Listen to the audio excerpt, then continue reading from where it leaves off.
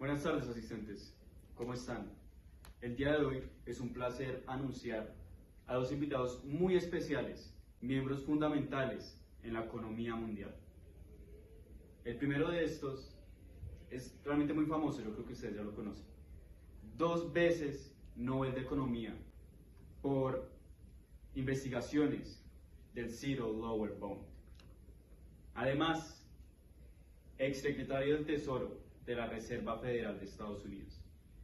Me complace anunciarles que en esta tarima, en breves segundos, estará Alejandro Guío. Un aplauso, por favor.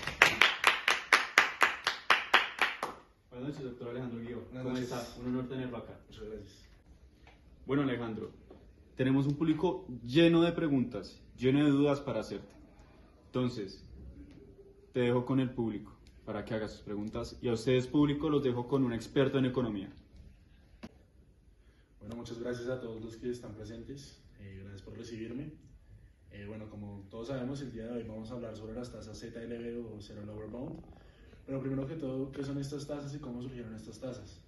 Básicamente estas tasas son tasas cercanas a cero o directamente cero o negativas que surgen normalmente en periodos de crisis, periodos de alta recesión, que normalmente se utilizan cuando los gobiernos quieren aplicar políticas expansivas, políticas monetarias expansivas, para poder fomentar a que las personas vean más atractiva una inversión en un país. Bueno, por otro lado, sabemos que esto sucede porque nos afecta la demanda agregada y oferta agregada que puede sufrir un país debido a las consecuencias que puede traer una crisis como la alza de los precios, la baja demanda de las personas y la propensión a ahorrar de la persona natural. Aparte de los efectos que tienen las tasas ZLB en la economía, también lo podemos analizar desde los mercados financieros. Como sabemos, la crisis del 2008 fue algo muy impactante para el mercado de renta fija de Estados Unidos y también para el sector bancario. Esto provocó que las personas tuvieran que salir a buscar activos o inversiones no convencionales, como en ese tiempo fueron las criptos, que ya sabemos hoy en día cómo están esas acciones, y otras muchas acciones que fueron activadas gracias a estas tasas. Entonces, podemos ver que hay algunos mercados que se activan y cogen gran peso dentro de la economía de un país, pero así otros se pueden apagar y eso hace que la economía no crezca tanto como se supone. Bueno, entonces para que el conversatorio sea más dinámico, quiero escuchar sus preguntas. Entonces, ¿alguno tiene alguna pregunta? Adelante. ¿Cuál es el efecto del límite inferior cero en el crecimiento económico? Bueno, esa es una pregunta muy interesante. En realidad, las tasas ZLB tienen un efecto, digamos, no predecible, ya que dependiendo de la economía en la que se usen, pueden tener una influencia mayor o menor. Principalmente, digamos que estas tasas disminuyen el efecto de las políticas monetarias, ya que al no poder manipular las tasas de interés sin mantener una tasa cero o cercana a cero, pues la efectividad de las políticas monetarias disminuye. Por otro lado, llegar a los objetivos de inflación como normalmente tienen los bancos centrales, digamos en el caso de Estados Unidos el 2 al 4%, sería muy difícil alcanzar estos objetivos con unas tasas de interés del 0%, ya que pues principalmente cómo se manipula o cómo los bancos centrales intentan llegar a estos objetivos de inflación es mediante estas tasas de interés, y al tener que dejarlas en cero, pues es una herramienta que pierden estos bancos. Bueno, y por otro lado, por loco que pueda parecer, la inversión también va a disminuir o no va a crecer tanto como se supone. ¿Esto por qué se debe? Ya que las tasas de interés cercanas a cero o cero lower bound no permiten que la política monetaria expansiva funcione como se supone o tenga el efecto tan grande como se supone que deberían tener. El crecimiento dentro de una economía o dentro de una nación que aplique este tipo de política monetaria de tasas cercanas a cero, el crecimiento dentro de ese país no va a ser tan grande. Entonces, digamos que el atractivo de inversión dentro de ese país y los proyectos potenciales que se puedan crear dentro de ese país no van a ser tan rentables como lo pueden hacer dentro de otros países que utilicen métodos de políticas monetarias convencionales. Bueno, y esto lo podemos explicar mediante los siguientes gráficos del gasto público de Estados Unidos. Bueno, y para terminar de responder esta pregunta tan fabulosa, voy a responderla mediante estas dos gráficas extraídas desde la FRED. En este caso, o en este lado, tenemos el gasto público que manejó Estados Unidos desde 2006, y en el otro lado tenemos el crecimiento del PIB de Estados Unidos también desde 2006. Ambas gráficas en billones de dólares. Bueno, entonces en este caso podemos ver que desde la crisis de 2008 el aumento en el gasto público de Estados Unidos fue brutal y siguió aumentando a lo largo de los años. En este caso, en 2008, se argumenta este gasto público, ya que tuvieron que pagar billones de dólares en rendimientos de los tesoros de Estados Unidos, ya que como estos tesoros perdieron tanto el valor, todo el mundo los sacó a liquidar y la inversión se cayó al piso, entonces tuvieron que pagar todo ese dinero. Y por otro lado, tuvieron que salvar muchos bancos que entraron en crisis, muchas empresas que entraron en crisis y que entraron en bancarrota, que básicamente iba a fulminar la economía de Estados Unidos. Y por otro lado, digamos que este crecimiento del PIB se podría argumentar mediante un crecimiento también económico, o sea, del PIB. Pero como lo podemos ver acá, el crecimiento del PIB fue prácticamente nulo. Desde 2008, después de la crisis, podemos ver que venía en un aumento y después baja totalmente cifras históricas para Estados Unidos en el PIB, que como podemos ver no justifica este aumento tan brutal en el gasto público. A pesar de que después el crecimiento en el PIB ya empezó a ser más exponencial, esto nos puede dejar un gran vacío en el presupuesto fiscal que maneja Estados Unidos para diferentes cosas, como lo mencioné anteriormente, pagar intereses o rendimientos de los bonos del tesoro, entre otras cosas. También, como expliqué anteriormente, la inversión en este momento en Estados Unidos estaba por los suelos, entonces nadie quería invertir. Lo que sucedió acá fue que esas tasas Zero Lower Bound reactivaron otros mercados, como los son mercados de las criptos, los mercados de las acciones preferenciales, no preferenciales, y otros mercados como lo pueden ser commodities, etcétera, etcétera. Eso reactivó también otros mercados en Estados Unidos, no dejando morir así su economía. Y como podemos ver, pues sí, digamos que tuvo un argumento el gasto público, pero durante estos años pudo dejar un vacío en la regla fiscal y en sí en la economía de Estados Unidos brutal, que eso se va a ver expresado más adelante en la inflación de Estados Unidos. Ven, pero una preguntita, ¿la economía no debería crecer más? ¿Qué pregunta tan interesante, oye? Definitivamente no en macro con Freddy. Para responder tu pregunta, la podemos explicar mediante las gráficas que estábamos manejando anteriormente, ya que para el crecimiento de la economía, por lo que suele también como lo que expliqué antes, es muy necesario el gasto público. A pesar de que pueda dejar un déficit en las balanzas comerciales, problemas en la regla fiscal, también ayuda bastante a estimular el crecimiento económico. De hecho, la política fiscal en los casos de ZLB es muy importante. Voy a volverme a remitir a las gráficas de Fred. Si las tasas ZLB se implementaron para estimular la economía después de la crisis del 2008, ¿por qué estas se siguieron implementando incluso después de que hubo un auge y ya se estimuló la economía? ¿Y por qué esta tendencia se rompió con la llegada del primer mandato de Donald Trump? Oye, qué buena pregunta. ¿Cómo te llamas? Ángela, Ángela, por favor, dile esa pregunta a tus compañeros. mi pregunta era que por qué el modelo Zero Lower Bound siguió incluso después de la recuperación post-crisis de 2008 y por qué se rompió con la elección de Donald Trump. Bueno, para responder esta fabulosa pregunta, otra vez vamos a usar estas gráficas como las venía usando. Sino que ahora voy a utilizar, en vez de la de gasto público, voy a utilizar la de la inflación de Estados Unidos, igual desde 2005 hasta en adelante. Entonces, como podemos ver, el crecimiento aquí viene siendo muy grande, o bueno, no muy grande, sino que viene creciendo, creciendo, creciendo, y más o menos desde 2014 se empieza a disparar. ¿Por qué pasa esto? Claramente, para 2014 la reactivación económica, tanto en renta fija como en otros mercados de Estados Unidos, ya debió haber sido efectiva mediante el gasto público. Como lo vimos anteriormente, el gasto público era descomunal. ¿Qué trajo ese gasto público? Bueno, pues como lo podemos ver, y como también es una consecuencia de las tasas ZLB, trajo primero una inflación muy importante, que fue lo que expliqué en la primera pregunta, dado el posible déficit que pudo haber dejado ese gran gasto público tan repentino, pero después podemos ver que viene un ciclo de deflación. Y otra vez, como decía la señorita, en el mandato de Trump vuelve a ser una inflación, digamos que alta. ¿Por qué se puede ver esto?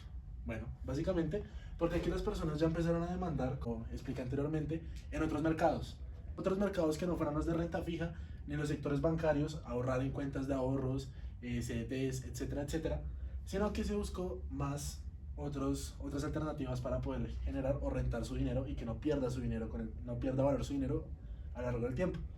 Entonces la gente empezó a consumir, pero en pequeñas medidas, hasta que llega un punto que todo el valor que la gente había consumido se dispara. Como se puede ver acá, todos los precios eran bajos, iban bajando, y cuando se logra una reactivación económica, se vuelven a disparar y vuelven a llegar al alza. Eso también pega aquí en el PIB. Como podemos ver, ya no crece fluctuado y tan despacio, sino que ya tiene un crecimiento más exponencial, hasta que llegamos a la siguiente crisis, que pues la va a explicar mi compañero. Bueno, al parecer no hay más preguntas, entonces doy por finalizada la intervención del doctor Alejandro Guío. De verdad, muchas gracias por responder estas preguntas. Gracias a ustedes por la invitación. Es un placer conocerlos y a ustedes por estar acá. Después de nuestro pequeño break, después de haber compartido con el doctor en economía Alejandro Guío, tenemos otro invitado muy especial, un profesor muy reconocido de la Universidad de Stanford en la materia de macroeconomía. Y no solo eso, es el exdirector del FMI. Con ustedes, el doctor Marcelo Díaz. Doctor Marcelo Díaz, Muchas ¿cómo gracias. está? Placer tenerlo aquí. No, el placer es mío, gracias por la invitación. Bueno, el día de hoy me gustaría hablarles y complementar un poco lo que había empezado el doctor Alejandro en el auditorio, ya que pues voy a asumir que ustedes ya entenderán y entendieron lo que fue el ZLB. Yo haré un énfasis directo en lo que sucedió en la pandemia y cómo se vio aplicado el ZLB, las implicaciones que tuvo en la economía, y además quisiera mostrarles pues un poco como lo que hubo detrás de este método poco convencional. En la pandemia se vivió una recesión, pues para algunos peor que la que se vivió en el 2008, por lo que una implementación como lo que es el ZLB pues fue crucial, ya que más allá de la crisis sanitaria pues que se vivió en el COVID, también hubo una crisis económica. Esto prácticamente pues inmovilizó los mercados, inmovilizó la confianza de los consumidores, ya que había mucha incertidumbre, parecido a lo que hubo en el 2008. Más adelante mostraré ese proceso de cómo la Reserva Federal en Estados Unidos pues bajó las tasas, que fue lo que hizo después, y también habrá un espacio de preguntas para que ustedes tengan clara esta situación. Bueno, primeramente me gustaría mostrarles un poco lo que fue el comportamiento de las tasas de interés durante este periodo de recesión de la pandemia. La gráfica la cual voy a usar fue extraída de la FRED, la Federal Reserve Economic Data. Ustedes mismos la pueden buscar si desean. Bueno, como podemos ver, los periodos va desde 2020 hasta 2024, la actualidad, y quiero enfocarme mucho en este pedazo de acá, que fue la recesión como tal. Nosotros estábamos en este momento en unas tasas del 1,55, que eran bastante bajas para ese momento, pero sucedió la pandemia y fue prácticamente un salto que dieron las tasas de 1,58 a 1,09 en marzo de 2020, que fue básicamente cuando estalló la pandemia. Después de eso, otro salto, básicamente en 0,15. La verdad esto es brutal, ya que este tipo de comportamiento solo se ve en recesiones y por lo que ya estaría denominado como un ZLB. Podemos ver que se mantuvo así durante mucho tiempo, prácticamente hasta más o menos inicios del 2022, y fue escalando prácticamente pues como una escalera en la cual se fue recuperando la economía. Y aquí podemos ver que en el momento en el que se bajan las tasas cercanas al cero, pues es un periodo bastante extendido en el cual se intenta recuperar la economía intentando aumentar la inflación.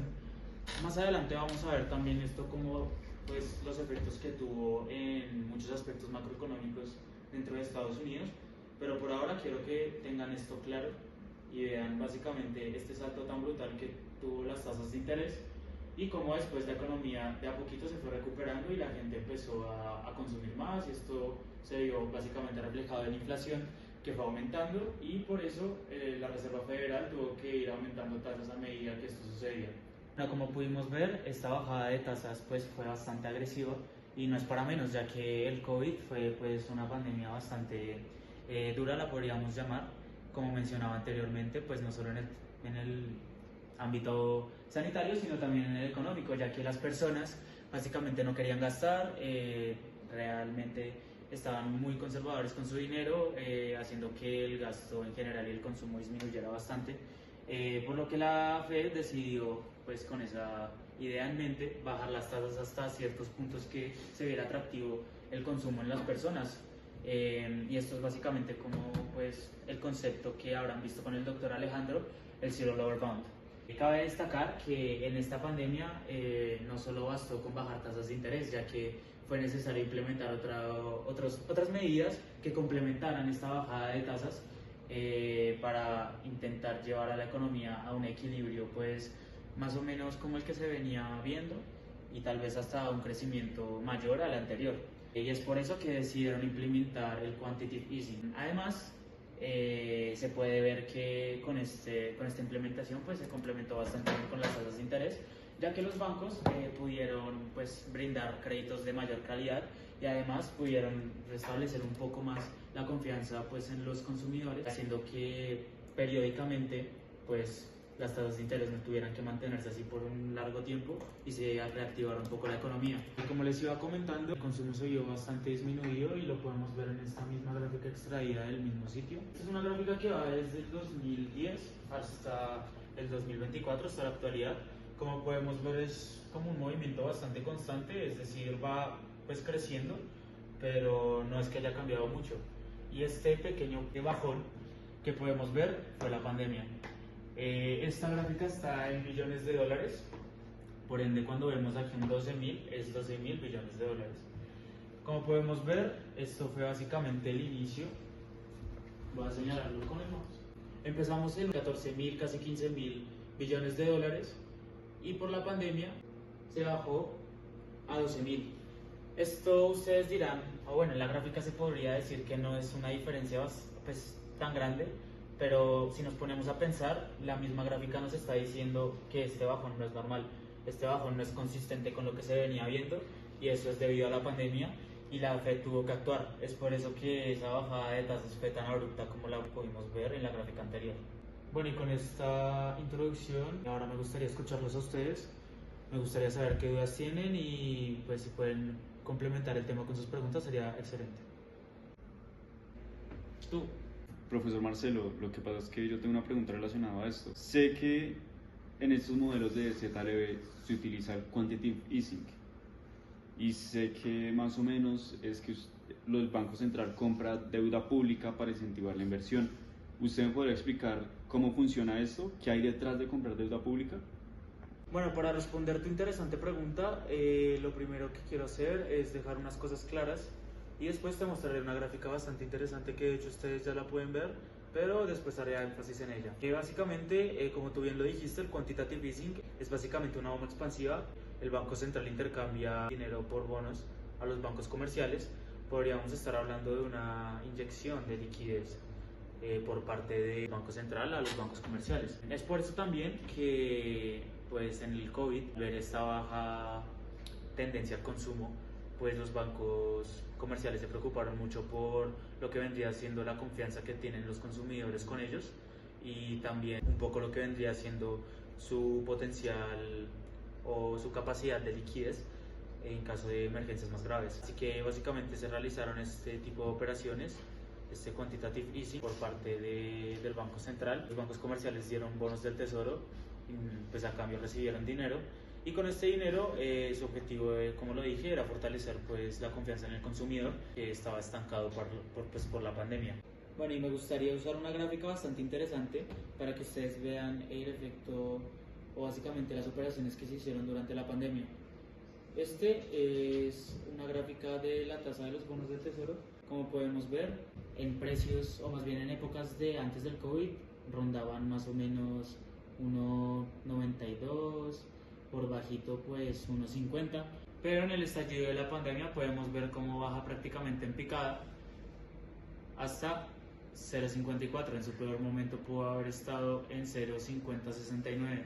A lo que quiero llegar con esto es que esta bajada de rendimientos tan brutal que vimos durante estos periodos se puede atribuir a esa bajada de tasas tan brutal. Básicamente bajan las tasas, el precio sube y los rendimientos por eso caen. Esa relación supongo que ya la tienen clara, no voy a hacer énfasis en eso. Aquí podemos ver la acción del Banco Central con respecto a los bancos comerciales, en los cuales intercambiaron bonos por dinero y pues básicamente los bonos pues cayeron en sus rendimientos, haciendo que los bancos comerciales pues tuvieran más liquidez disponible, que era lo que comentaba antes. Esta liquidez pues generaba pues tenía el objetivo de generar más confianza y además estar preparados y tener una posición sólida con respecto a la pandemia. Es por eso que esto hizo efecto en las tasas después en el 2021. Como mencionaba al inicio, es prácticamente como si fuera una escalera, nada que ver con la bajada abrupta que tuvo pues en su efecto contrario, hasta llegar a la actualidad donde estamos en unas tasas pues muy diferentes, con una situación también muy diferente. No sé si haya respondido tu pregunta. Muchas gracias, profesor Marcelo. ¿Alguien tiene más preguntas? Adelante. Si el Banco Central de Estados Unidos usa políticas monetarias no convencionales como la ZLB, ¿cómo puede esto variar la inflación objetivo, las expectativas del PIB y el crecimiento económico de la nación? Respondiendo a tu interesante pregunta, tengo estas dos gráficas, las cuales están extraídas de la misma fuente. Esta primera nos va a mostrar el crecimiento económico o el PIB de Estados Unidos, mientras que esta nos va a mostrar la inflación. Como sabemos, en Estados Unidos la inflación objetivo está más o menos entre 2 y el 4. O sea, tenemos claro que Estados Unidos aplicó una tasa básicamente pues en cero, muy cercana al cero. Pues esto es una política monetaria expansiva, la cual su intención es hacer que la gente consuma y subir un poco la inflación. Este fue el periodo donde estuvo la crisis, donde estalló la pandemia básicamente. Así que la inflación fue bajando casi que en picada a una inflación más estable. Así que ante esto pues fue cuando empezaron a implementar las tasas y hubo una pequeña recuperación. Aquí empezó a subir, pero aquí otra vez volvió a bajar, que fue el momento más crítico pues de la pandemia. Y esto ya fue como en 2021, donde podemos ver ya el efecto de las tasas tan bajas, haciendo que la inflación suba y que el consumo suba también. Así que, como básicamente respondiendo a tu pregunta, ¿cómo el ZLB pues afecta a la inflación? Básicamente a largo plazo la puede estar subiendo, ya que pues si estamos en una inflación pues bastante baja, el objetivo es que con las tasas así bajitas pues podamos subir el consumo y así pues se ve reflejada pues en la inflación. Ahora, con el crecimiento económico y el PIB, pues como puedes ver acá, la pandemia dejó pues rastros dentro del PIB. El PIB pues venía pues constante o hasta creciendo, pero con la pandemia se puede ver un bajón pues extraordinario, diría yo. Este es el trimestre a trimestre. Estos están billones de dólares. No fue directamente porque las tasas hayan bajado, sino pues por la misma pandemia como tal. Pues como expliqué anteriormente, que las tasas estén bajas y esto va a vivir el consumo, combinado con lo que expliqué anteriormente del quantitative easing, pues simplemente hace que la economía se empiece a estimular un poco más. Esto hace que la gente consuma más, esto hace que mi demanda agregada pues suba. Si mi demanda agregada sube, eso hace que el consumo pues suba, y si el consumo sube, eso hace que mi PIB se desplace o suba en gran medida. Como lo pudimos ver, ya hubo una reactivación pues bastante buena y esto sigue siendo 2020. Entonces se empieza a recuperar el PIB y de ahí en adelante pues ya empieza a crecer mucho más. Entonces ahí podemos ver un poco el efecto del ZLB. Pero doctor Marcelo, yo tengo otra pregunta. Dime. Y es que si las tasas de interés eran tan bajas en el Zero Dollar Bond, ¿cómo afectó esa fuga de capitales desde los bancos? O sea, ¿hacia dónde se fue el dinero realmente? Qué interesante pregunta. Y básicamente pues la respuesta es muy sencilla. Como lo vimos en la presentación anterior con los bonos del tesoro, pues los rendimientos empezaron a bajar. Esto hizo que hubiera mucha fuga de capital hacia otras opciones, como son las bienes raíces o las acciones. Es por eso que también, pues si lo vemos desde el lado de las tasas, pues los bancos ya no podían ofrecer rendimientos tan altos como estaban acostumbrados. Es por eso que los inversionistas y la gente que tenía ese dinero, básicamente pues llevó su capital, llevó su dinero hacia otras cosas más rentables. Además de generar más rentabilidad para los inversionistas o consumidores en general, y pues esto se fue corrigiendo a largo plazo a medida que iba subiendo las tasas de interés, la Reserva Federal, pero mientras estaban bajas, mientras estaban cercanas al cero, pues esto se vio reflejado en un aumento en inversiones en bienes raíces y en acciones. Y esto, asistentes, fue todo por hoy. Realmente fue un placer tener a estas dos grandes mentes de la economía mundial. De nuevo, muchas gracias, Marcelo, No, gracias a por ustedes. repartir acá tus conocimientos y por explicarnos un poco más sobre cómo ha funcionado la economía mundial últimamente.